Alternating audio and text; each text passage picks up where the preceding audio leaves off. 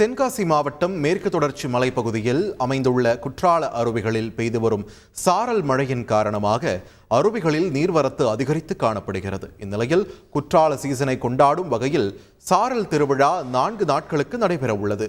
சாரல் திருவிழாவின் தொடக்கத்தை முன்னிட்டு இரவில் குற்றாலம் மெயின் அருவிக்கு மேல் வண்ண விளக்குகளின் ஒளி செலுத்தப்பட்டு மிளிரவிடப்பட்டது.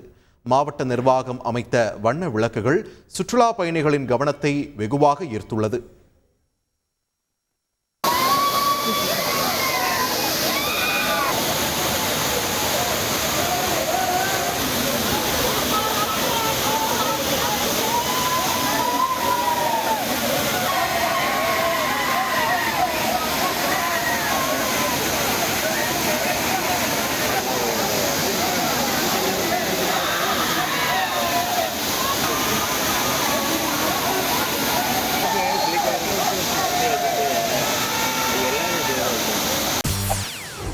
செய்திகளை உடனுக்குடன் தெரிந்து கொள்ள உடனே சப்ஸ்கிரைப் பண்ணுங்க.